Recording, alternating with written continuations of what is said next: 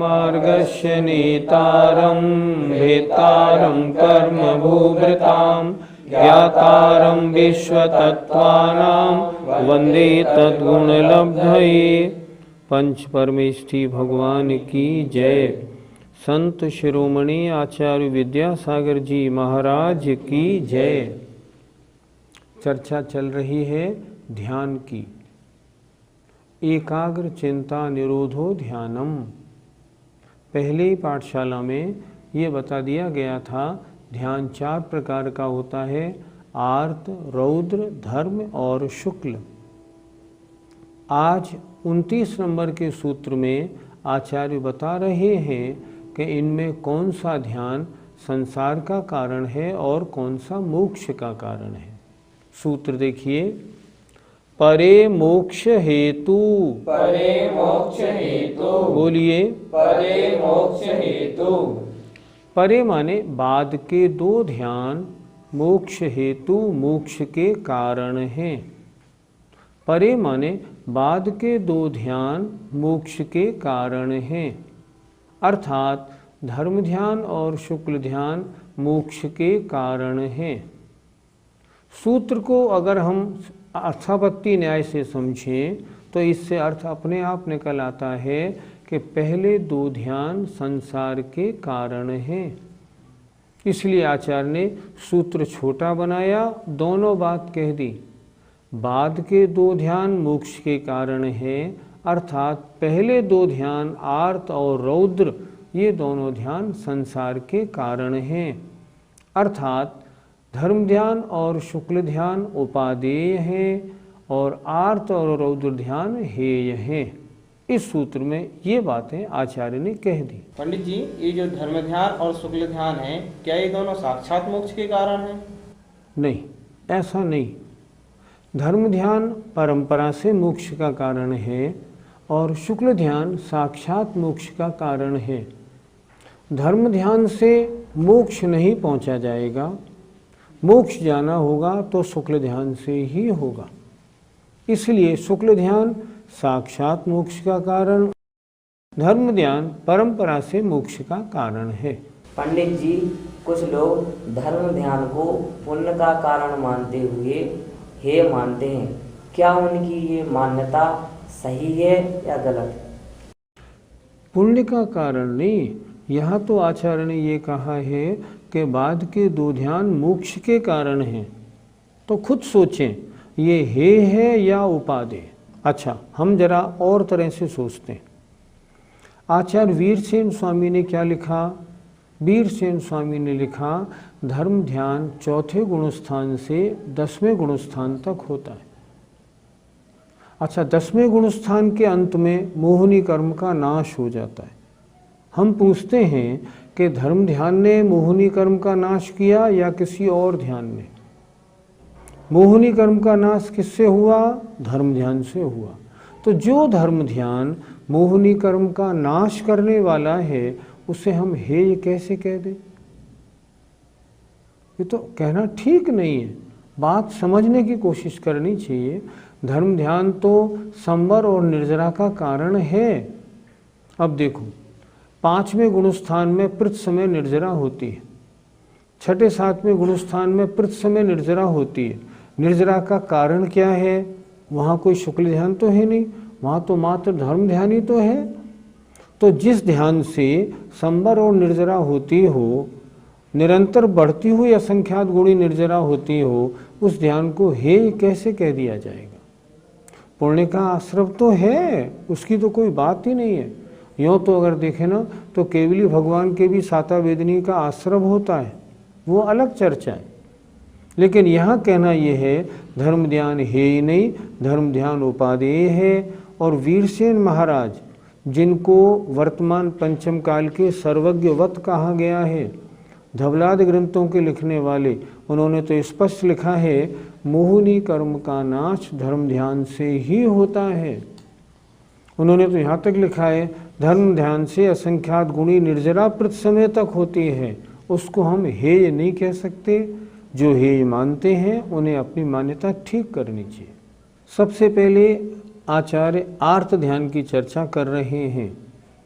आर्त ध्यान 4 प्रकार का होता है, इष्ट वियोगज, अनिष्ट संयोगज, वेदना विभव और निदान। सबसे पहले आता है अनिष्ट संयोगज आर्त ध्यान। जरा उसकी परिभाषा देखते हैं। आर्त ममनोज्ञस्य संप्रयोगे तद विप्रयोगाय स्मृति समन्वाहारः। आर्तमनोज्ञस्य संप्रयोगे तद विप्रयोगाय स्मृति समन्वाहारः। फिर बोलिए। आर्तमनोज्ञस्य संप्रयोगे तद विप्रयोगाय स्मृति समन्वाहारः। बहुत से लोगों का उच्चारण होता है आर्तम मनोज्ञस्य, नहीं, ऐसे नहीं, आर्त ममनोज्ञस्य संप्रयोगे। सूत्र का अर्थ देखें, आर्तम आर्त ध्यान। अब यहाँ से आ निकला, आर्तम कर दिया तो आर्त ममनोज्ञस्य में से आ निकल आया, अर्थात अमनोज्ञस्य। मनोज्ञ कहते हैं मन को अच्छी लगने वाली वस्तु, और अमनोज्ञ कहते हैं जो वस्तु मन को अच्छी ना लगे, जिसे एक शब्द कहा जाता है अनिष्ट वस्तु, जो हमको अच्छी नहीं लगती। तो अमनोज्ञस्य मन को अच्छी नहीं लगने वाली वस्तु के संप्रयोगे मिल जाने पर, प्राप्त हो जाने पर, तत् उसके विप्रयोगाय दूर करने के लिए, उसको अपने पास से हटाने के लिए स्मृति समन्वाहारः चिंतन का निरंतर बने रहना। अमनोज्ञस्य अनिष्ट वस्तु के संप्रयोगे मिल जाने पर तद विप्रयोगाय उसको दूर करने के लिए स्मृति समन्वाहारः, स्मृति समन्वाहार निरंतर चिंतन का बने रहना, इसका नाम अनिष्ट संयोगज आर्त ध्यान है। देखो शब्द क्या हुआ, अनिष्ट संयोगज। अनिष्ट माने मन को अच्छी नहीं लगने वाली वस्तु के संयोग से, जा माने उत्पन्न होने वाला, ये आर्त ध्यान है। उदाहरण से समझें, हम लोगों को बहुत ऐसे आर्त ध्यान रहते हैं। मान लो हमारे मकान में कोई किराएदार आ गया, किराएदार ना तो मकान खाली कर रहा है और ना किराया दे रहा है। अब निरंतर परेशानी है, इनको कैसे निकालें। चिंतन निरंतर उसी का चिंतन रहता है। मान लो हमारा रुपया है, किसी व्यापारी पे फंस गया है, अब इससे कैसे निकले, निरंतर उसका चिंतन बने रहना। कोई मुकदमा अटक गया है, अब इस मुकदमे से कैसे पीछा छूटे, निरंतर इसमें चिंतन बने रहना, इसे कहते हैं अनिष्ट संयोगज आर्त ध्यान। ध्यान माने निरंतर चिंतन बने रहना। फिर देखें एक बात, अमनोज्ञस्य अर्थात मन को अच्छी नहीं लगने वाली वस्तु के संप्रयोगे मिल जाने पर तद विप्रयोगाय उसको दूर करने के लिए स्मृति समन्वाहार चिंतन का निरंतर बने रहना अनिष्ट संयोगज नाम का आर्त ध्यान है। निरंतर उसी की चिंता में लगे रहना, और ये महान पाप बंध का कारण है। दूसरा आर्त ध्यान है इष्ट वियोगज आर्त ध्यान। पहले आर्त ध्यान में अच्छी नहीं लगने वाली वस्तु के संयोग होने पर इसको कैसे हटाया जाए, इसका चिंतन था। और ये दूसरा आर्त ध्यान इससे उल्टा है। यहाँ कह रहे हैं अपने को अच्छी लगने वाली वस्तु अगर चली जाए तो वो कैसे प्राप्त हो, इसका निरंतर चिंतन बनाए रखना। सूत्र देखिए, विपरीतम मनोज्ञस्य। विपरीतम मनोज्ञस्य। बोलिए। विपरीतम मनोज्ञस्य। कितना अच्छा सूत्र आचार्य ने, कितना छोटा सूत्र बनाया है। मनोज्ञस्य, मनोज्ञ माने मन को अच्छी लगने वाली वस्तु के बारे में, विपरीतम इससे उल्टा। अगर हम इस सूत्र को उल्टा करके पढ़ें तो हम क्या पढ़ेंगे? सूत्र निकालें 30वां, मनोज्ञस्य विप्रयोगे तत्संप्रयोगाय स्मृति समन्वाहार। मनोज्ञ वस्तु के विप्रयोगे बिछुड़ जाने पर, वियोग हो जाने पर, तत्संप्रयोगे उसकी प्राप्ति के लिए निरंतर चिंतनशील बने रहना। ये उन्होंने लिखा ना विपरीतम मनोज्ञस्य। दूसरा अर्थ ध्यान है मनोज्ञ वस्तु के लिए इस सूत्र से उल्टा। पहले में क्या था?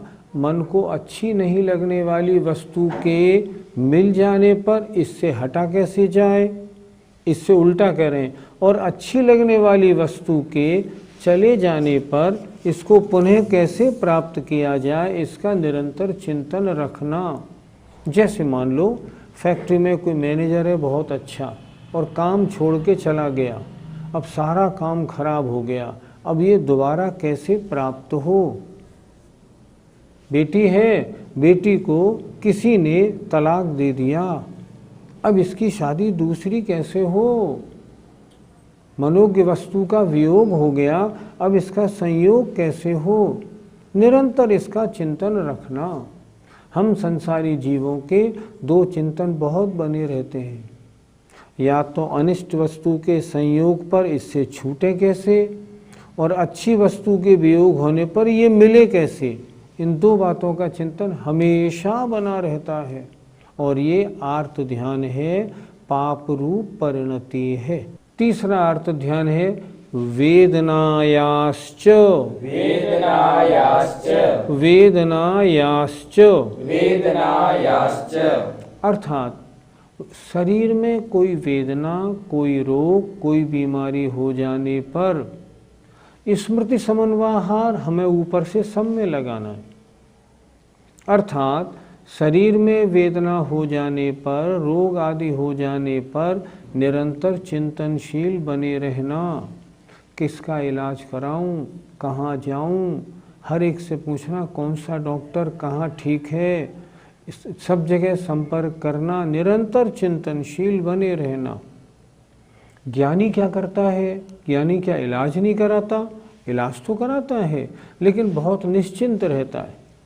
ज्ञानी कहता है इलाज कराना और बात है, लेकिन जब तक असाता वेदनी का उदय है तब तक ये ठीक तो होगा नहीं। इसलिए चिंतन करके मैं अपने परिणाम क्यों बिगाड़ूं? मैं तो अपने परिणाम अच्छे रखता हूँ, निरंतर जैसे बने वैसे मैं इनके रोग के निदान के लिए कोशिश करता हूँ, लेकिन ये भी जानता हूँ ठीक जब होना है जब ही होगा। इसलिए वो चित्त में पीड़ा का अनुभव नहीं करता, हाय रे हाय में मरा, वो अनुभव नहीं करता। मरण की अगर बात भी उपस्थित हो जाए तो भी नहीं घबराता, क्योंकि वो जानता है जो लिखा है होगा, तो वो आयु कर्म जितना है उतना ही तो भोगा जाएगा। तो ये कौन सा अर्थ ध्यान हुआ? वेदना विभव, अर्थात वेदना से उत्पन्न होने वाला अर्थ ध्यान। अर्थात शरीर में कोई रोग बीमारी आदि हो जाने पर निरंतर उससे कैसे मुक्ति मिले, इसके चिंतन में लगे रहना। प्रश्न होगा, ये तो हो ही जाता है, शरीर में मान लो कैंसर हो गई, तो कैंसर होने के बाद क्या निरंतर चिंता नहीं रहेगी? नहीं रहेगी। ज्ञानी के नहीं रहती, अज्ञानी के रहती है, क्योंकि ज्ञानी उसका अपने को कर्ता नहीं मानता। कर्म उदय से होने वाली शरीर में व्याधि है, मेरा काम इलाज कराना है, ठीक मेरे करने से हो जाए ये थोड़ी हो सकता है। इसलिए वो निश्चिंत रहता है, पर इलाज भी कराता है, इलाज से पीछे भी नहीं हटता। तो ये तीसरा अर्थ ध्यान हुआ वेदना विभव आर्त ध्यान। वेदनायाश्च सूत्र में ये जो चा है इसका क्या अर्थ है? इसका अर्थ ये है कि ये न समझना आर्त ध्यान दो ही तरह के विषयों में होता है, अमनोज्ञ मिलने पर, मनोज्ञ के बिछुड़ जाने पर। ये नहीं, वेदना संबंधी भी निरंतर चिंतन होता है और वेदना संबंधी भी आर्त ध्यान है, इसलिए इन्होंने इसमें चा लगाया। इस प्रकार 3 आर्त ध्यान की चर्चा हो गई। अब चौथा जो आर्त ध्यान है, अब उसकी चर्चा होती है। निदानं च निदानं च निदानं च, निदानं च। अर्थात चौथा आर्त ध्यान निदान नाम का आर्त ध्यान है। इसमें भी देखो आचार्य ने चा लगाया है, अर्थात निदान संबंधी भी आर्त ध्यान होता है। इसके बारे में भी निरंतर चिंतन बना रहता है और उसका नाम है निदान नाम का आर्त ध्यान। पंडित जी, ये जो सूत्र में भी निदानम चा सूत्र पढ़ रहे थे, इसमें निदान शब्द आया, ये निदान किसे कहते हैं? निदान माने इस भव में या पर भव में सांसारिक भोगों की वांछा रखना। इस भव में अगर सांसारिक भोगों की वांछा है, मुझे इतना बड़ा बनना है, ऐसी कोठी मेरी बन जाए, ऐसी गाड़ी मेरी आ जाए, ऐसा ठाठ मेरा हो जाए, निदान नाम का अर्थ ध्यान है।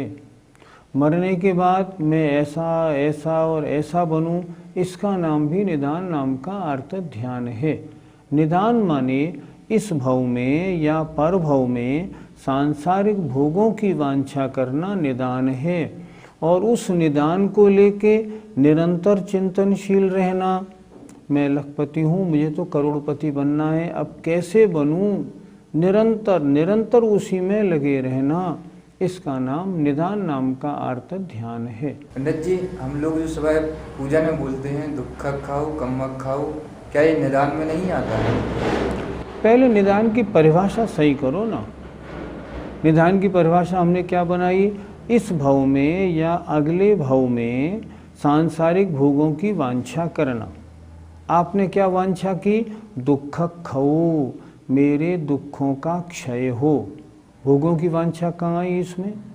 कम्मक खाओ, मेरे कर्मों का क्षय हो। भोगों की वांछा कहाँ आई बताओ? बो ही लाहो, रत्नत्रय का लाभ हो। सुगई गमनम, मेरा सुगति में गमन हो।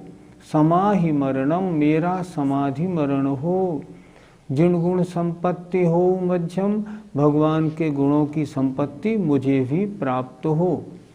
इसमें आप ये बताओ, इसमें कहाँ लिखा है कि मुझे सांसारिक भोगों की वांछा है? नहीं, सांसारिक भोगों की इसमें चर्चा नहीं है। अगर ऐसा होता तो जितने मुनि महाराज भक्ति करते हैं सुबह दोपहर शाम, ये उसमें सब बोलते हैं, फिर ये क्यों बोलते? नहीं, ये नहीं, इसको निदान नहीं कहते। सांसारिक भोगों की जहाँ वांछा है ना, वह वहाँ माना जाएगा निदान नाम का आर्त ध्यान, इसमें नहीं माना जाएगा। गुरुजी, तो निदान आर्त ध्यान कितने प्रकार का होता है? निदान आर्त ध्यान 2 प्रकार का, एक प्रशस्त और एक अप्रशस्त। देखो, अप्रशस्त निदान, मुझे अगले भव में नारायण का पद मिले, मैं राजा बनूं, मैं राजाओं की रानी बनूं। कुछ लोग ऐसे होते हैं जो रानी बनना पसंद करते हैं और तरह तरह के वैभव को पाने की इच्छा करते हैं। ये जो है ना, ये अप्रशस्त निदान है। जैसे कंस ने किया था ना, मैं अगले भव में उग्रसेन के पुत्र बनकर इनका वध करूं। ये महान अप्रशस्त निदान आर्त ध्यान है। और प्रशस्त आर्त ध्यान का मतलब होता है मैं अगले भव में मुनि बनूं, मैं अगले भव में विदिक क्षेत्र में पैदा हूँ, भगवान सिमंदर स्वामी की दिव्य ध्वनि सुनने को मिले और फिर मैं मुनि बन के मोक्ष प्राप्त करूं। ये प्रशस्त आर्त ध्यान। अगले जन्म में मुझे पंचमेरु नंदीश्वर के चैत्यालयों का दर्शन मिले, ये प्रशस्त आर्त ध्यान। और अप्रशस्त जो अप्रशस्त आर्त ध्यान है, निदान आर्त ध्यान है, वह सांसारिक भोगों से संबंधित होता है। और भी देखें, मान लो हमारे मंदिर जी में से एक मूर्ति चोरी हो गई है। हम निरंतर चिंतित हैं, अब ये मूर्ति कैसे मिले, इतनी सुंदर मूर्ति है। तो ये प्रशस्त आर्त ध्यान है, अप्रशस्त आर्त ध्यान नहीं है। ये संसार का कारण नहीं माना जाएगा। ये आर्त ध्यान प्रशस्त है, ये तो हम लोगों को हो जाता है, उसमें आपत्ति नहीं, लेकिन अप्रशस्त भोग संबंधी आर्त ध्यान कभी नहीं होना चाहिए। पंडित जी, इसका मतलब हुआ कि प्रशस्त निदान को संसार का कारण नहीं मानना चाहिए। देखो, सच बात तो ये है, कायदे से जो ज्ञानी होता ना, उसके तो निदान होता ही नहीं। वो तो ये भी वांछा नहीं करता कि मैं अगले भव में सर्वार सिद्धि में पहुँचूँ, लौकांतिक देव बनूँ या और कुछ करूँ, वो ये नहीं करता। वो तो रत्नत्रय धारण कर कर्मों की निर्जरा करने की कोशिश करता है।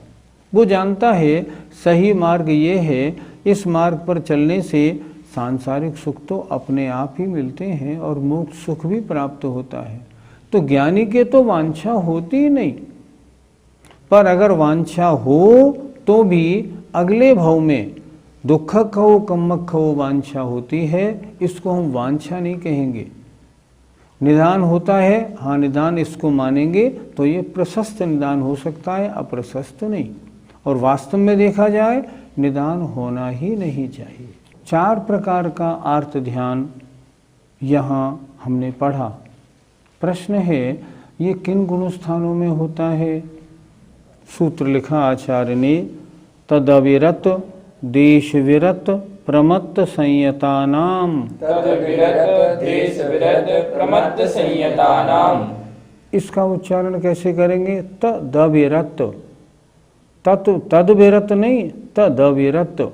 हम लोग, बहुत से लोग अशुद्ध उच्चारण करते हैं, ध्यान से देखें। तदविरत देश विरत प्रमत्त संयतानाम। तद्विरत देश विरत प्रमत्त संयतानाम। तत् वह आर्त ध्यान, अविरत अर्थात 1 से 4 गुण स्थान वाले जीवों के, देश विरत देश वृत्तियों के, प्रमत्त संयतानाम और 6 गुण स्थान वाले मुनि महाराज तक होता है। फिर सूत्र का अर्थ देखें। तत् वह 4 प्रकार का आर्त ध्यान, अविरत अर्थात पहले दूसरे तीसरे चौथे गुण स्थान वाले अवृत्तियों के, देश विरत 5म गुण स्थान वालों के और प्रमत्त संयता नाम 6ठे गुण स्थान वाले मुनिराजों के होता है। पंडित जी, क्या मुनिराजों के 4 प्रकार के आर्त ध्यान होना संभव है? नहीं, मुनि महाराजों के निदान नाम का आर्त ध्यान नहीं होता, लेकिन मुनि महाराजों के अन्य 3 जो आर्त ध्यान है ना, जैसे इष्ट वियोगज, अनिष्ट संयोगज और वेदना, ये 3 प्रकार का आर्त ध्यान संभव है। जैसे मान लो संघ में अचानक अगर आचार्य का मरण हो जाए तो कितनी चिंता होगी। चिंता इस बात की होगी, इष्ट वियोग हो गया, अब अगला आचार्य कौन बनेगा, व्यवस्था कैसे चलेगी, ये अचानक इनका मरण हो कैसे गया। तो उस समय जो इष्ट के वियोग होने पर जो परिणाम होंगे ना, वो इष्ट वियोगज आर्त ध्यान तो माने ही जाएंगे। अब मान लीजिए अनिष्ट संयोगज, संघ में किसी को नई दीक्षा दी गई, वो नई दीक्षा देने के बाद उन्होंने संघ में कुछ अव्यवस्था उत्पन्न करा दी, तब क्या होगा, अनिष्ट संयोगज आर्त ध्यान हो जाएगा। इनके आने से तो हमारी सारी व्यवस्था गड़बड़ हो गई, अब कैसे, अब क्या करें, क्या स्वाध्याय करें, कैसे अपने परिणामों को रखें, उसमें दिक्कत हो जाती है। मान लीजिए 2 मुनि महाराज हैं और दोनों मुनि महाराजों में मन मुटाव हो गया, तो अनिष्ट संयोगज अब पीछा कैसे छूटे, ऐसे परिणाम बन जाते। ये तो हो सकता है, पर निदान जो है ना, इसके लिए आचार्यों ने लिखा है ये 5म गुण स्थान तक संभव है, 6ठे गुण स्थान में संभव नहीं। जी, जो 5म गुण स्थान वाले जीव हैं उनके निदान आर्त ध्यान कैसे संभव है?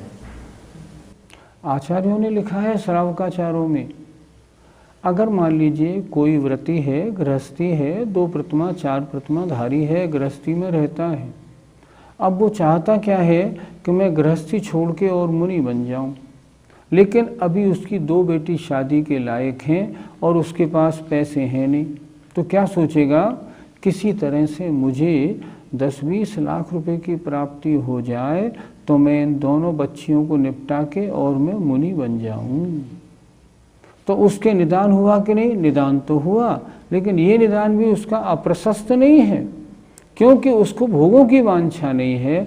वो ये चाह रहा है इतना मुझे पैसा मिल जाए तो मैं इन दोनों बच्चियों को निपटा के और मुनि बन जाऊं। उसके परिणाम हमेशा कहाँ है? सम्यक दृष्टि है, वृत्ति है, उसका ध्यान हमेशा आत्म कल्याण की ओर रहता है, सांसारिक भोगों की ओर नहीं रहता। इसलिए निदान अर्थ ध्यान पंचम गुण स्थान में होने में कोई आपत्ति नहीं। पंडित जी, शास्त्रों में मुनियों की निदान करने का उदाहरण तो पाए जाते हैं, फिर उनके छठे गुण स्थान में निदान कैसे संभव होगा? जिन मुनि राजों ने ऐसे निदान किए, जैसे मान लो किसी विद्याधर की संपत्ति वैभव देख के ये निदान किया कि मेरी तपस्या या मेरा भी कोई पुण्य हो तो ऐसा वैभव अगले जन्म में मेरा भी हो। नारायण प्रतनारायण ऐसा ही करते हैं सारे निदान। उस निदान से क्या होता है? तुरंत वो अपने गुणस्थान से गिर के पहले गुणस्थान में आ जाते हैं। क्योंकि सांसारिक भोगों की वांछा करेंगे तो निकांक्षित अंग कैसे बनेगा? सम्यक दर्शन सुरक्षित नहीं, और जब सम्यक दर्शन नहीं तो गुणस्थान कैसे बनेगा? पांचवा छठा नीचे गिर जाते। इसलिए मुनि महाराज ने निदान किया और उनका गुणस्थान नीचे आया, और ऐसे जीव ही नारायण प्रतनारायण बनते हैं। एक विशेष बात और, जिन्होंने मुनि अवस्था में निदान किया वे अगले भव में चक्रवर्ती तो बन गए, अगले भव में देव बने, उसके बाद चक्रवर्ती बने, लेकिन निदान करके चक्रवर्ती पद प्राप्त करने वाले नियम से नरक जाते हैं। नारायण और प्रतनारायण का जो भव पर्याय मिलती है ना, निदान वालों को मिलती है, और निदान वाले उसको पाके सब भोगों में डूब जाते हैं और नरक को जाते हैं। शास्त्रों में ऐसा ही वर्णन मिलता है। पंडित जी, आपने कहा कि जो निदान नामक अर्थ ध्यान है वो छठे गुण स्थान में नहीं है, जबकि सूत्र में स्पष्ट कहा है कि अर्थ ध्यान छठवें गुण स्थान तक पाया जाता है। माना, देखिए सूत्र में बातें संक्षेप में कही जाती हैं, डिटेल में नहीं कही जाती, इसलिए यहाँ संक्षेप का वर्णन हो गया। अब किसी विषय को डिटेल से समझना है ना, तो उनकी टीकाओं का हमें देखना चाहिए। टीकाओं में उनका विषय विस्तार से मिलता है। तो यहाँ तो उन्होंने सूत्र में लिख दिया, लेकिन जब टीकाओं में हम जाते हैं तो टीकाओं में स्पष्ट आचार्यों ने लिखा है कि निदान नाम का अर्थ ध्यान छठे गुणस्थान वर्तियों में नहीं पाया जाता, पंचम तक पाया जाता है। एक होता है विषय सामान्य, एक होता है विशेष। सूत्र में सामान्य वर्णन है, जैसे यहाँ तीसरे और चौथे अध्याय में अधोलोक, मध्यलोक, ऊर्ध्वलोक का वर्णन है, वो सामान्य है।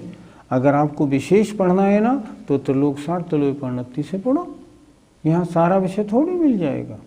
इसी तरह निदान जो है ना, अन्य मतलब टीकाकारों ने पंचम गुण स्थान तक माना है, छठे गुण स्थान में नहीं, स्पष्ट मनाही की है। इस तरह आज हमने क्या पढ़ा? आज हमने पढ़ा ध्यान के चार भेद में मुख्य रूप से आर्त ध्यान। हम जरा विचार करें, हम गृहस्थी लोग क्या आर्त ध्यान से ग्रसित नहीं हैं? हम सब लोग लगे हुए हैं। आज अधिकांश पुरुष वर्ग, हम कहीं भी शिविर लगाते हैं, महिलाएं आती हैं 100, मान लो 90, पुरुष आते हैं 10। पुरुष क्यों नहीं आते? सबको धन प्राप्ति, धन प्राप्ति, धन प्राप्ति का ही काम लगा हुआ है। 1 करोड़ हो गए, 2 करोड़ हो गए, फिर भी चैन नहीं पड़ती। खाने के लिए पर्याप्त हो जाने के बाद भी चैन नहीं पड़ती। चैन क्यों नहीं पड़ती? सब निदान आर्त ध्यान में लगे। हम भगवान के पास जाते हैं ना, वहाँ भी क्या कहते हैं? भगवान आज बेटे का ऑपरेशन है, इतना बड़ा घी का दिया चढ़ा के जा रही हूँ। क्यों जा रही हूँ? मेरे बच्चे का ऑपरेशन ठीक हो जाए, मेरा ये काम बन जाए, मनोती मानते हैं। ये सब क्या है? निदान है सब। ये आर्त ध्यान पुण्य बंध के कारण है, ये सब पाप बंध के कारण है। सांसारिक भोगों की वांछा कभी नहीं करनी। पाठशाला में सुनने वाले सबसे मैं निवेदन करूँगा, कुछ गांठ में बांधें। कभी भी किसी अच्छी वस्तु का वियोग हो जाए तो सोचें हमारा इनका इतना ही साथ था, पति का वियोग हो जाए, बेटे का वियोग हो जाए, बहू का वियोग हो जाए, तो सोचे ना हमारा इनका इतना ही साथ था, इनकी आयु इतनी थी, दुखी नहीं हो।